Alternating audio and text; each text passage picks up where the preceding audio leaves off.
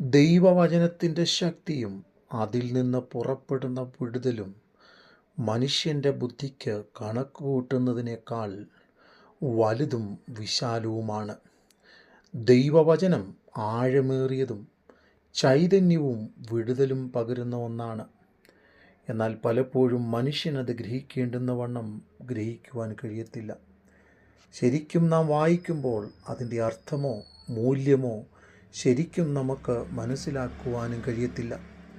119 സങ്കീർത്തനം അതിൻ്റെ 16 വാക്യം, നിൻ്റെ ന്യായപ്രമാണത്തിൻ്റെ അത്ഭുതങ്ങളെ കാണേണ്ടതിന് എൻ്റെ കണ്ണുകളെ തുറക്കണമേ. അതെ, ന്യായപ്രമാണത്തിൽ വലിയ അത്ഭുതങ്ങളുണ്ട്.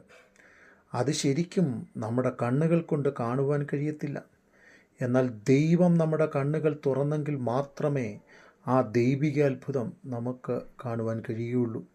എന്നാൽ ദൈവവചനത്തിൻ്റെ ശക്തിയെ നാം മനസ്സിലാക്കുകയും അത് ജീവിതത്തിൽ ഗ്രഹിക്കുകയും ചെയ്യേണ്ടുന്നത് വളരെ ആവശ്യമാണ്. ദൈവവചനം ആവർത്തന പുസ്തകം 11 അധ്യായം അതിൻ്റെ 19-20 വാക്യങ്ങൾ, ഇന്ന് ഞാൻ നിന്നോട് കൽപ്പിക്കുന്ന ഈ വചനങ്ങൾ നിൻ്റെ ഹൃദയത്തിലിരിക്കണം. അതെ, ദൈവവചനം ഹൃദയത്തിലിരിക്കുമ്പോൾ അതിൻ്റെ ശക്തി ശരിക്കും നമുക്ക് ഗ്രഹിക്കേണ്ടും വണ്ണം ഗ്രഹിക്കുവാനിടയായിത്തീരും. അതെ, കർത്താവിൻ്റെ ശബ്ദം നാം എപ്പോഴും കേൾക്കുന്നവരായിത്തീരണം. 119 സങ്കീർത്തനം 105 വാക്യം, നിൻ്റെ വചനം എൻ്റെ കാലിന് ദീപവും എൻ്റെ പാതയ്ക്ക് പ്രകാശവുമാകുന്നു. അതെ, യഹോവയുടെ ന്യായപ്രമാണം തികവുള്ളത്, അത് പ്രാണനെ തണുപ്പിക്കുന്നു. യഹോവയുടെ സാക്ഷ്യം വിശ്വാസ്യമാകുന്നു, അത് അല്പബുദ്ധിയെ ജ്ഞാനിയാക്കുന്നു. ഇന്ന് നമ്മുടെ ജീവിതത്തിൽ നമുക്ക് ദൈവവചനത്തിൻ്റെ ശക്തിയെ ഗ്രഹിക്കേണ്ടും വണ്ണം ഗ്രഹിക്കുവാൻ കഴിഞ്ഞാൽ അസാധ്യങ്ങളെ സാധ്യമാക്കത്തക്കവണ്ണം ദൈവവചനത്തിൻ്റെ പ്രവൃത്തി നമ്മുടെ ആത്മീക, ഭൗതിക, ശാരീരിക വിഷയങ്ങളുടെ മേലും ജീവിതത്തിൻ്റെ എല്ലാ സമ്മർദ്ദങ്ങളുടെ മേലും പ്രവർത്തിക്കുവാനിടയായിത്തീരും.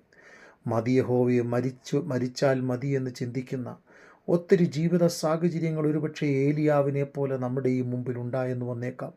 എന്നാൽ ദൈവത്തിൽ ആശ്രയിക്കുവാൻ നമ്മൾ തയ്യാറായാൽ, ദൈവത്തിൻ്റെ പദ്ധതികളെ തിരിച്ചറിഞ്ഞാൽ, ദൈവം നമ്മെ തട്ടി എഴുന്നേൽപ്പിച്ച് പിന്നെയും ദീർഘദൂരം യാത്ര ചെയ്യുവാൻ നമ്മളെ ശക്തീകരിക്കും.